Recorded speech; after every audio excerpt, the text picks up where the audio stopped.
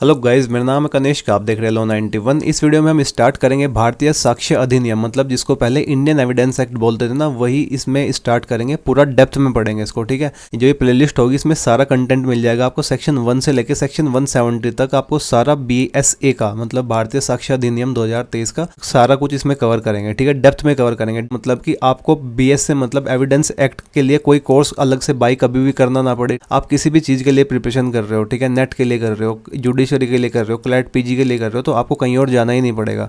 कोई कोर्स आपको बाई नहीं करना पड़ेगा। ये सारा कुछ इसी में हो जाएगा। डेप्थ में पढ़ाऊंगा मैं, बहुत डेप्थ में, ठीक है। आज हम पढ़ेंगे इंट्रोडक्शन, डेफिनेशन नहीं पढ़ेंगे, ये अगली वीडियो में पढ़ेंगे, ठीक है। PPT वगैरह देख लेना डिस्क्रिप्शन में। पिंड कमेंट में मैं लिंक अपडेट करता रहता हूँ, तो पिंड कमेंट चेक किया करो हमेशा, ठीक है। तो स्टार्ट करते हैं।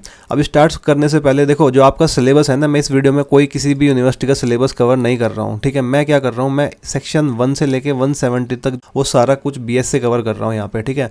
तो आपके सिलेबस में जो भी है वो इसमें तो इंक्लूड हो ही जाए। देखो, IPC में पढ़ाने वाला था पहले, IPC का जो पोल रिजल्ट था उसमें IPC बोला था, बट IPC से पहले मैं BSA स्टार्ट कर चुका था, क्योंकि BSA में एविडेंस है, ठीक है। इन सबसे पहले ये पढ़ोगे तो भी ठीक रहेगा, पहले वो पढ़ेंगे तो भी ठीक रहता है, बट मैं स्टार्ट कर चुका हूँ BSA, तो अभी BSA पढ़ते हैं, मतलब कि इंडियन एविडेंस एक्ट, ठीक है। इसके बाद 20-25 दिन में कंप्लीट हो जाएगा। इसके बाद IPC शुरू कर देंगे, फिर उसके बाद CRPC और फिर CPC, ठीक है। CPC बहुत लेंथी है, मेरे को भी थोड़ा उसमें ज़्यादा पढ़ना पड़ेगा, तो इसलिए CPC लास्ट में रखते हैं, बट सेमेस्टर एग्जाम्स वगैरह से पहले ही कवर कर लेंगे। 2-3 महीनों में सारा कुछ कवर हो जाएगा। तो आज हम पढ़ेंगे इंडियन एविडेंस एक्ट। जो इंडियन एविडेंस है, इसका नाम अभी चेंज हो चुका है, ये रिप्लेस कर दिया गया है किसके थ्रू, भारतीय साक्ष्य अधिनियम के द्वारा 2023, जिसको अभी BSA बोलते हैं, ठीक है। तो BSA पार्ट है इंडिया के most comprehensive criminal justice reform का। इंडिपेंडेंस के बाद ये पहली बार चेंज हुआ है, ठीक है। इंडियन एविडेंस एक्ट को चेंज करके क्या बनाया गया है, भारतीय साक्ष्य अधिनियम। CRPC को चेंज करके रिप्लेस कर दिया गया है किसके द्वारा, भारतीय नागरिक सुरक्षा संहिता 2023, ठीक है। IPC जो डिफाइन करता था क्राइम और उनके पनिशमेंट वगैरह, तो वो अब आ चुके हैं किसमें, भारतीय न्याय संहिता 2023 में। CRPC एक प्रोसीजरल लॉ है, ये भी एक प्रोसीजरल लॉ है। प्रोसीजर बताता है इन्वेस्टिगेशन और ट्रायल का जो CRPC है, और इंडियन एविडेंस एक्ट भी एक प्रोसीजरल लॉ है, ये बताता है रूल्स ऑफ एविडेंस, ठीक है। व्हाट, हाउ, कैसे सब कुछ एविडेंस वगैरह, कौन कौन सी एडमिसिबिलिटी होगी, रेलेवेंस फैक्ट वगैरह, ये सब बताता है इंडियन एविडेंस एक्ट, ठीक है। तो मैं वैसे, मेरे को जो फीडबैक मिलता है कि मैं बहुत तेज़ बोलता हूँ, वो बहुत तेज़ नहीं बोलता था यार मैं एक्चुअली। पहले थोड़ा स्टार्टिंग में ना बहुत चीज़ें अलग थी, ठीक है। अब बहुत चीज़ बदल चुकी है, तो अब आपको बिल्कुल नेक्स्ट लेवल कंटेंट यहाँ पे मिलने वाला है। सारे नोट्स वगैरह सब चीज़ बिल्कुल आपको ऑन टॉप मिलेंगे, मतलब कि एक्स्ट्रा ऑर्डिनरी जिसको बोलते हैं, ठीक है। तो टेंशन लेने की कोई भी दिक्कत नहीं है। तो कुछ बेसिक फैक्ट्स हैं वो जान लेते हैं। सबसे पहले इसका पूरा नाम है भारतीय साक्ष्य अधिनियम, ठीक है, BSA। पहले हम इसको क्या बोलते थे, इंडियन एविडेंस एक्ट 1872, नाम याद रखना, यहाँ पे 2023 यूज़ किया गया है, ठीक है। इसको बोला जाता है BSA 2023 भी। ड्राफ्ट किया गया था parliament standing committee law commission recommendations के द्वारा, ठीक है। ये ड्राफ्ट किया गया था सर, जेम्स स्टीफन थे जो एक लॉयर थे उस टाइम पे, ब्रिटिश लॉयर थे, ये उनके द्वारा मतलब ये ड्राफ्ट किया गया था, याद रखना। ये इंट्रोड्यूस किया गया था पार्लियामेंट में 2023 अगस्त में। ये पास किया गया था लोकसभा के द्वारा 20 दिसंबर 2023 में। अगले दिन ये पास किया था राज्यसभा ने, उससे अगले दिन नहीं, 3-4 दिन बाद 25 दिसंबर 2023 को प्रेसिडेंट की असेंट मिली थी इसको। इन फोर्स से आया था 1 जुलाई 2024 को। टोटल चैप्टर इसमें है 12, ठीक है, और टोटल सेक्शंस इसमें है 170। IEA मतलब इंडियन एविडेंस एक्ट में 167 सेक्शंस थे, 3 इसमें नए सेक्शंस ऐड किए गए, इलेक्ट्रॉनिक रिकॉर्ड्स वगैरह, इन सब चीज़ों के लिए, ठीक है। मैंने समराइज इस तरीके से किया है कि सबसे आसान हो, ठीक है। बट यहाँ पे आपको अगर कुछ समझ में नहीं आया ना, दोबारा वीडियो देखना, ठीक है, क्योंकि कुछ चीज़ें होती हैं जो मतलब थोड़ी सी तो डिफ़िकल्ट होती हैं, बट ये आसान है। मैंने अपना बेस्ट दिया है इसको आसान करने में, ठीक है। अब यहाँ पे इंपॉर्टेंट बात ये है कि यहाँ पे BSA 2023 क्यों यूज़ किया जाता है, ठीक है, क्योंकि इसको प्रेसिडेंट की एसेंट मिली थी 2023 में, ठीक है। तो ये इन फोर्स तो 2024 में आया था, मतलब कि इसका ईयर ऑफ कमेंसमेंट है 2024। तो हम ईयर ऑफ कमेंसमेंट यूज़ नहीं करते हैं एक्ट के साथ, हम ईयर ऑफ इनेक्टमेंट यूज़ करते हैं, ठीक है, ध्यान रखना। तो इसलिए 2023 यहाँ पे यूज़ किया गया है, हर एक्ट में ऐसा ही होता है। तो अब आते हैं मेन बात पे, मतलब कि BSA का मतलब, BSA का नाम क्या है। BSA का नाम मैंने आपको अभी बताया, BSA वो बोलते हैं भारतीय साक्ष्य अधिनियम, ठीक है। BSA रिप्लेस करता है किसको, IE को, जो IE 1872 था। इसमें यहाँ पे एक चीज़ ऐड की गई है, इन्होंने अधिनियम ऐड किया हुआ है। अधिनियम को वही बोलते हैं जो इंडियन एविडेंस में था ना एक्ट, ठीक है, उसको इन्होंने अधिनियम यहाँ पे लिखा हुआ है। एक्ट और स्टैट्यूट को हम बोलते हैं अधिनियम, ठीक है। अधिनियम का मतलब एक्ट और स्टैट्यूट का मतलब होता है a law enacted by a legislature, उसको हम एक्ट बोलते हैं। यहाँ पे इन्होंने संस्कृत वर्ड यूज किया है अधिनियम। और जो ये शिफ्ट है ना एक्ट टू अधिनियम, ये एक सिंबॉलिक है, ये रिप्लेस कर रहा है कॉलोनियल जो इंग्लिश टर्मिनोलॉजी थी ना उसको इंडियन लैंग्वेज टर्मिनोलॉजी से। तो ये एक सिंबॉलिक इसलिए माना जाता है क्योंकि ये कॉलोनियल इंग्लिश टर्मिनोलॉजी है ना उसको हटा के इन्होंने क्या किया है, अभी ये दिखा रहे हैं कि हम अपना इंडियन लैंग्वेज टर्मिनोलॉजी यहाँ पे यूज कर रहे हैं, जो कि एक अच्छी बात है। ठीक है, ऐसा होना चाहिए। बट जो इंडियन एविडेंस एक्ट है, ठीक है, और बीएसए है, उसमें कुछ भी चेंज नहीं है, मतलब थोड़ा सा चेंज है, 4-5% आप मान लो, 4-5% चीज़ें चेंज की गई है बस। ठीक है, और थोड़ा सा एडिशन किया हुआ है। ठीक है, जो चीज़ उस टाइम पे नहीं थी, जैसे कि इलेक्ट्रॉनिक रिकॉर्ड्स वगैरह, व्हाट्सएप वगैरह, चैट्स वगैरह, ये सब कुछ इन्होंने इसमें ऐड किया गया, बाकी सारा कुछ सेम है। तो अब एक एग्जाम्पल लेते हैं। पहले मान के चलो आप एक कोर्ट रूम में हो, ठीक है, यहाँ पे जजेस बैठते हैं, यहाँ पे विटनेस बॉक्सेस होता है। ठीक है, तो दो पार्टीज आपस में लड़ रही हैं। आप कह रही है, ये कह रहा है कि इसने मेरे भाई को मारा है, और ये कह रहा है कि मैं तो वहाँ पे क्राइम सीन्स पे था ही नहीं। ठीक है, तो अब क्या करेंगे, ये दोनों क्या देते हैं, ये दोनों कुछ एविडेंसेस देते हैं। जो ये फैक्ट्स है ना, इनको प्रूव या डिसप्रूव करने के लिए एविडेंसेस होते हैं। जज क्या करता है, जज दोनों को सुनता है और रिलाई करता है एविडेंस पे, क्योंकि वो पीछे तो जाके देख नहीं सकता है। तो जो एविडेंस वहाँ पे दिए जाएंगे ना, जज उन पे रिलाई करता है हमेशा, कि क्या विटनेस कह रहे हैं, क्या क्या डॉक्यूमेंट दिखाए गए हैं, ठीक है, क्या फिजिकल ऑब्जेक्ट्स है जो कि प्रूव हो चुके हैं, प्रूव होने हैं। ठीक है, तो ये सारा कुछ एविडेंसेस होते हैं। ठीक है, तो लॉ बताता है, जो इंडियन एविडेंस एक्ट है, मतलब कि बीएसए है ना, ये बताता है जज को, मतलब जज को बताता है what can be used as evidence, how can it be proved. ठीक है, कौन इसको प्रूव करेगा और कितना प्रूफ एनफ है। ठीक है, ये सारा कुछ कौन बताता है, इंडियन एविडेंस एक्ट बताता है, ध्यान रखना। तो अब ये जो इंडियन एविडेंस एक्ट है ना, ये रिप्लेस क्यों किया गया, इसके 4-5 रीजन है, वो मैंने यहाँ पे लिखे हुए हैं, इंपॉर्टेंट है तो पढ़ लेना, अदरवाइज स्किप कर देना। पहला है कॉलोनियल ओरिजिन पर्पस, मतलब कि जो पहले वाला एक्ट था ना इंडियन एविडेंस एक्ट, वो ड्राफ्ट किया गया था सर जेम्स स्टीफन के द्वारा। इसका नाम का याद रखना, ठीक है, जेम्स स्टीफन, इनका नाम याद रखना। ठीक है, जो पहले वाला एक्ट था वो ड्राफ्ट किया गया था जेम्स स्टीफन के द्वारा, जो कि एक ब्रिटिश लॉयर थे और कॉलोनियल एडमिनिस्ट्रेटर थे उस टाइम पे। ठीक है, ये डिजाइन किया गया था ताकि सर्व की जा सके नीड फॉर ब्रिटिश एडमिनिस्ट्रेशन, क्योंकि उस टाइम पे क्या था, ब्रिटिश राज था। 75+ ईयर्स ऑफ इंडिपेंडेंस के बाद इंडिया को जरूरत हुई एक एविडेंस लॉ की जो रिफ्लेक्ट करे उनकी ओन कॉन्स्टिट्यूशनल वैल्यूज, ठीक है, उनकी सोशल रियलिटीज और लीगल ट्रेडिशंस। तो इसलिए इन्होंने इंडियन एविडेंस एक्ट को रिप्लेस किया बीएसए से। टेक्नोलॉजी रेवोल्यूशंस, मतलब कि उस टाइम पे कंप्यूटर्स नहीं होते थे, व्हाट्सएप नहीं होते था, तो ये सब कुछ इन्होंने इंक्लूड करने के लिए ये एक्ट बनाया है। ठीक है, कॉन्स्टिट्यूशनल अलाइनमेंट 1872 पे तो कॉन्स्टिट्यूशन था ही नहीं, क्यों जो इंडियन एविडेंस है ना वो हजारों तरीके से इंटरप्रेट करना पड़ा। ठीक है, तो कॉन्स्टिट्यूशनली भी अलाइन हो, जो प्रिंसिपल्स हैं, फंडामेंटल राइट्स हैं, उनके अलाइनमेंट के लिए भी ये एक्ट रिप्लेस किया गया है। ठीक है, जो टर्मिनोलॉजी जो कंसेप्ट थे ना वो आउटडेटेड हो चुके थे, तो इसलिए भी नीड फॉर यूनिफॉर्मिटी, जो बीएसए है ना, कोडिफाई करता है लीगल प्रिंसिपल को क्लियरली। ठीक है, तो एविडेंस क्या होता है, एविडेंस वो चीज होती है जिससे कोई फैक्ट को प्रूव किया जाता है। जैसे कोर्ट में दो पार्टी होती है, एक कुछ बोल रही होती है, दूसरा उसको मना कर रही होती है। ठीक है, तो दोनों पार्टी क्या करती है, एविडेंसेस देती है अपने फैक्ट्स को प्रूव करने के लिए। ठीक है, तो एविडेंस वो चीज होती है जिससे कोई फैक्ट को प्रूव किया जाता है। ठीक है, फैक्ट्स दो तरीके के होते हैं, फैक्ट इन इश्यू और रेलेवेंट फैक्ट। ठीक है, इन फैक्ट्स को प्रूव करने के लिए क्या होता है, एविडेंस की जरूरत पड़ती है। ठीक है, तो एविडेंस वो चीज होती है जिससे एक फैक्ट को प्रूव किया जाता है। एविडेंस लॉ में रूल्स होते हैं जो गवर्न करते हैं एडमिसिबिलिटी ऑफ एविडेंस, मतलब कि कौन कौन से जो एविडेंसेस होते हैं वो एडमिसेबल है, एक्सेप्टेबल है कोर्ट में, कौन कौन से डॉक्यूमेंट जो कि एडमिसेबल है, एक्सेप्टेबल है कोर्ट में। ठीक है, कौन सा प्रूफ दिखाया जाएगा, कौन सा प्रूफ नहीं दिखाया जाएगा। ठीक है, क्या फैक्ट्स है जो प्रूव किए जाएंगे केस में, तो ये सारा कुछ कौन गवर्न करता है, एविडेंस लॉ गवर्न करता है। ठीक है, इट इज नॉट एग्जॉस्टिव, इसका मतलब है कि देयर आर सेवरल प्रिंसिपल्स जो कि दूसरे लॉ में भी है। यहाँ पे कुछ चीज है जो नहीं दी गई है। ठीक है, ये एग्जॉस्टिव नहीं है, यहाँ पे कुछ प्रिंसिपल्स है जो दूसरे लॉ में भी दिए गए हैं, जैसे आईपीसी, सीपीसी। ठीक है, आईपीसी में दिया हुआ है डोलिन कैपेक्स वगैरह। ठीक है, और सीपीसी में दिया हुआ है डीम्ड एडमिशन, जो कि रिलेटेड टू एविडेंस है बट दूसरे एक्ट में है। ठीक है, तो ये इसलिए एग्जॉस्टिव नहीं है, ये एक प्रोसीजरल लॉ है, बट एस्टोपेल शो करता है इसकी सब्सटेंसिव नेचर को। प्रोसीजरल लॉ का मतलब देखो दो तरीके के लॉ होते हैं, एक तो होता है सब्सटेंसिव लॉ, ठीक है, एक होता है procedural law. Substantive law decide करता है लायबिलिटी एंड राइट्स। ठीक है, प्रोसीजरल लॉ डिसाइड करता है कैसे वो राइट्स प्रूव किए जाएंगे और एनफोर्स किए जाएंगे। ठीक है, ध्यान रखना। तो ये क्या हुआ है, ये एक प्रोसीजरल लॉ है, ये प्रोसीजर बताता है, बट एस्टोपेल है ना जो वो शो करता है इसकी सब्सटेंसिव नेचर को भी। अब एस्टोपेल क्या होता है, एक तो इसको मिटा देते हैं, काफी कुछ हो गया। एस्टोपेल क्या होता है, एस्टोपेल वो होता है कि आप एक चीज पहले आपने जो कहा था आप उससे बदल नहीं सकते। ठीक है, अगर आप बदलोगे तो उससे राइट अफेक्ट होंगे उस पर्सन की, जिस पर्सन ने उस पर रिलाई होकर के कुछ एक्शन लिया है, उसको एस्टोपेल बोलता है। ठीक है, तो एस्टोपेल का मतलब यही होता है, यू कैन नॉट से one thing first and later completely change your stand if another person has already relied on your earlier statement. ठीक है, तो एस्टोपेल की सब्सटेंसिव नेचर क्यों होती है? क्योंकि ये डायरेक्टली अफेक्ट करता है लीगल राइट को, ठीक है। प्रोसीजरल लॉ नॉर्मली बताते हैं कैसे केस चलेगा, ठीक है, कैसे एविडेंस दिए जाएंगे, कैसे कोर्ट की प्रोसीडिंग्स होएगी। और सब्सटेंसिव लॉ बताता है who has right, who is liable, who owns property, इस तरीके से, ठीक है। तो एस्टोपेल अफेक्ट करता है उन राइट को, कैसे अफेक्ट करता है उसको एक एग्जाम्पल से समझते हैं। मान के चलो ए कहता है बी को कि ये मेरी प्रॉपर्टी है, ठीक है, ये मेरी प्रॉपर्टी है, और बी इसके स्टेटमेंट पे रिलाई करके ना ये प्रॉपर्टी खरीद लेता है।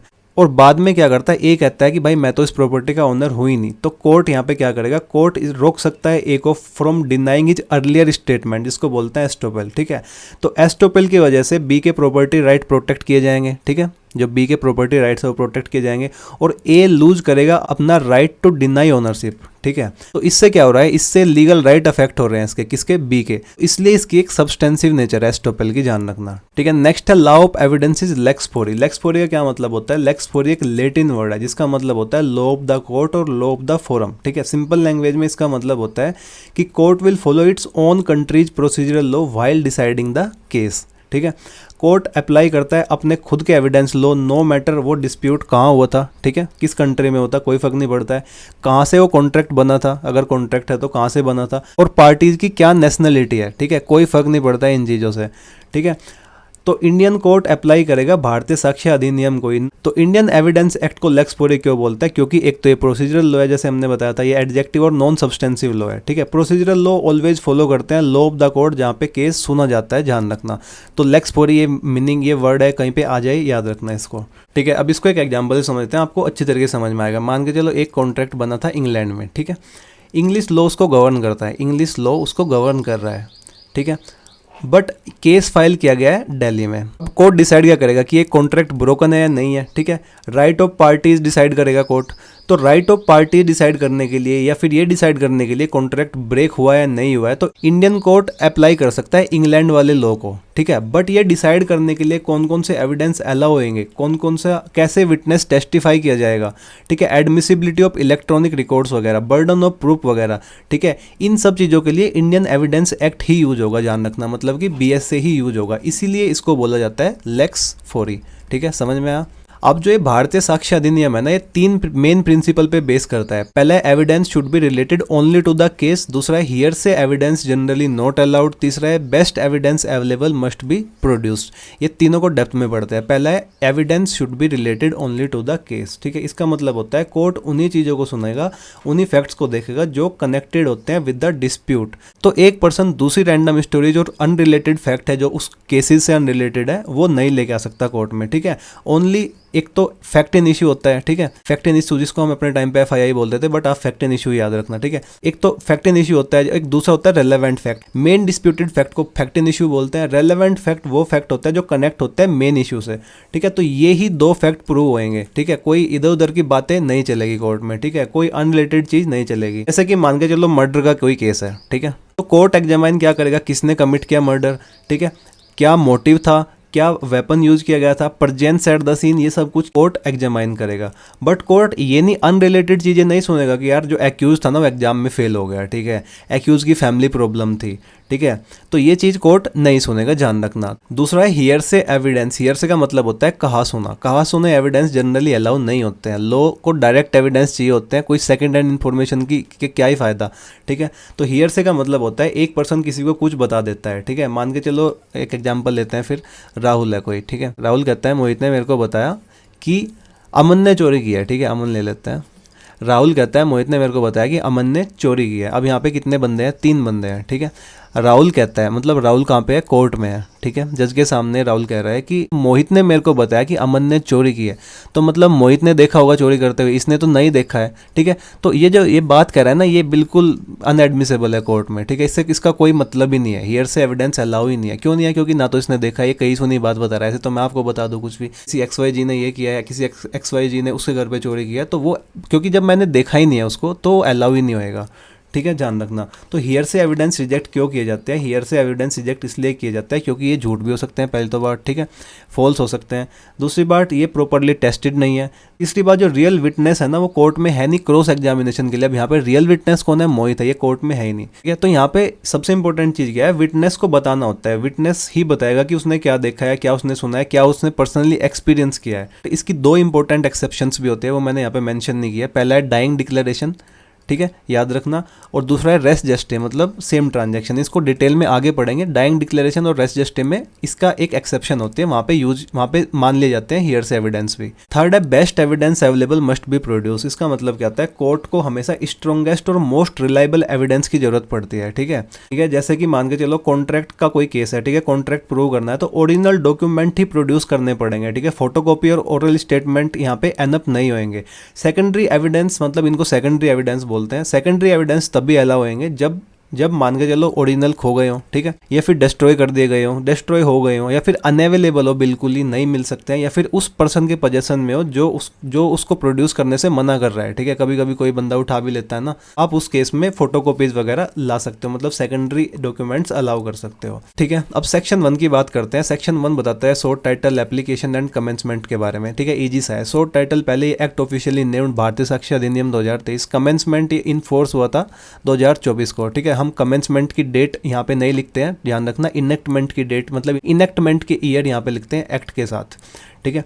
As notified by the central government. Territorial applicability act apply होता है होल ऑफ द इंडिया, ठीक है। इंडियन एविडेंस एक्ट 1872 जो ओरिजिनली एक्सक्लूड करता था जम्मू एंड कश्मीर को, ध्यान रखना, बीएस से अप्लाई होता है uniformly across all state and union territories from its inception, शुरू से ही। जुडिशियल एप्लीकेबिलिटी ये अप्लाई होता है strictly to all judicial proceedings in और before any court. Judicial proceeding क्या होती है? जुडिशियल प्रोसीडिंग हर उस प्रोसीडिंग को बोलते हैं जहाँ पे एविडेंस लिए जाते हैं ऑन ओथ, ध्यान रखना, ठीक है।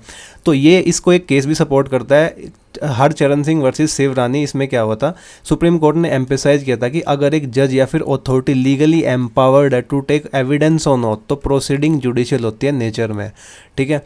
तो बीएससी अप्लाई होता है सारी जुडिशियल प्रोसीडिंग्स पे ऑन, इन और बिफोर एनी कोर्ट। ये इंक्लूड करता है कोर्ट मार्शल को भी, जो कि इंडियन एविडेंस एक्ट नहीं करता था। ये अप्लाई होता है trial conducted under military laws including army act 1950, air force act और नेवी एक्ट 1957।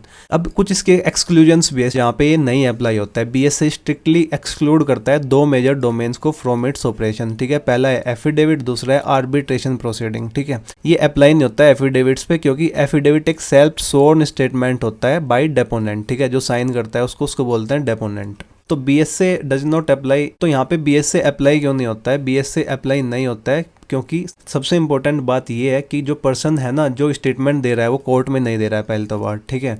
दूसरा, there are no immediate cross examination, वहाँ पे कोई इमीडिएट क्रॉस एग्जामिनेशन नहीं है, तो ऑर्डिनरी एविडेंस रूल वहाँ पे अप्लाई नहीं होते हैं एट फर्स्ट। इसकी भी एक एक्सेप्शन है। इसकी एक्सेप्शन क्या है? अगर कोर्ट ऑर्डर करे उस पर्सन को जिसने एफिडेविट बनाया था to appear before the court for cross examination, तो ओरल एग्जामिनेशन वहाँ पे स्टार्ट होता है और rules of evidence under BS से एप्लीकेबल हो जाते हैं, ठीक है, ध्यान रखना। एफिडेविट को कौन कौन से लॉ गवर्न करते हैं? ऑर्डर 19 ऑफ सीपीसी गवर्न करता है एफिडेविट को। सेक्शन 295 और 296 ऑफ भारतीय नागरिक सुरक्षा संहिता, मतलब जो पहले जिसको सीआरपीसी बोलते थे, वो गवर्न करता है किसको? मेनली एफिडेविट्स को, ठीक है। सेकंड इंपॉर्टेंट एक्सक्लूजन है जहाँ पे इंडियन एविडेंस एक्ट अप्लाई नहीं होता है, वो है आर्बिट्रेशन प्रोसीडिंग। ये अप्लाई नहीं होता है प्रोसीडिंग्स बिफोर एन आर्बिट्रेटर, क्योंकि आर्बिट्रेटर का गोल होता है स्पीडी जस्टिस, ठीक है, alternate dispute resolution free from rigid technicalities of court room procedures, ठीक है। आर्बिट्रेशन एक प्राइवेट मेथड होता है डिस्प्यूट को रिजोल्व करने का आउटसाइड रेगुलर कोर्ट। ये आपको पता है, एक आर्बिट्रेटर डिसाइड करता है डिस्प्यूट को इंस्टेड ऑफ जज, वहाँ पे कोई जज नहीं होता है, एक आर्बिट्रेटर होता है। बीएस से वहाँ पे क्यों अप्लाई नहीं होता है? क्योंकि मेन पर्पज होता है उसका स्पीडी जस्टिस, सिंपल प्रोसीजर वगैरह, ठीक है, और लेस टेक्निकल फॉर्मेलिटीज। तो स्ट्रिक्ट एविडेंस रूल्स वहाँ पे कंपलसरी नहीं है। अब section 19 of the arbitration and conciliation act कहता है कि arbitral tribunal are not bound by CPC and law of evidence, मतलब कि बीएसए अभी इस केस में, ठीक है। बट आर्बिट्रेटर को नेचुरल जस्टिस के प्रिंसिपल्स फॉलो करने पड़ेंगे, मतलब कि उसको दोनों पार्टीज को सुनना पड़ेगा, ठीक है, उसको दोनों को इक्वल अपॉर्चुनिटीज देनी पड़ेगी और बायस को अवॉइड करना पड़ेगा, ठीक है। इसको बोलते हैं the principle of natural justice. तो दो चीजें जहाँ पे इंडियन एविडेंस एक्ट एप्लीकेबल नहीं है, मतलब बीएसए सॉरी एप्लीकेबल नहीं है। मैंने इंडियन एविडेंस एक्ट पढ़ा है पिछले 10 साल से, ठीक है, तो इसलिए मेरे मुंह से निकल जाता है। तो इंडियन एविडेंस की अगर हम बीएसए पढ़ रहे हैं तो उसको बीएसए मान लेना ऑटोमेटिकली, ठीक है, अगर मैं स्पेसिफिकली उसके बारे में नहीं बता रहा हूँ। तो दो चीज़ें हैं, पहला है एफिडेविट, दूसरा है आर्बिट्रेशन जहाँ पे अप्लाई नहीं होता है। तो यहाँ पे आपकी पहली वीडियो होती है कंप्लीट। आई होप आपको ये बहुत डिटेल में बहुत डिफरेंट लगी होगी, पूरे यूट्यूब पे ऐसा आपको कहीं नहीं मिलेगा। बहुत आराम आराम से मैंने समझाया, बहुत डिटेल में, बहुत आसान भाषा में मैंने आपको समझाया, ठीक है। तो इस अगली वीडियो में बात करेंगे डेफिनेशंस की, ऐसे ही 1 बाय 1 आता रहेगा। और पिन्ड कमेंट में जो लिंक आएगी ना, या फिर डिस्क्रिप्शन में कहीं भी लिंक आएगी, उसको चेक कर लेना पूरे कोर्स को एक्सेस करने के लिए, ठीक है। सेम पीपीटी चाहिए तो यहाँ पे लिंक आएगी, डाउनलोड कर लेना, चैनल को सब्सक्राइब कर ही लो, और यहाँ पे लिंक आएगी, ये दूसरी वीडियो देख लेना, प्लेलिस्ट की लिंक यहाँ पे आ रही है, इसको चेक कर लेना, ठीक है। मिलते हैं नेक्स्ट वीडियो में। All the very best. अगर आपका एग्जाम है तो बाय बाय।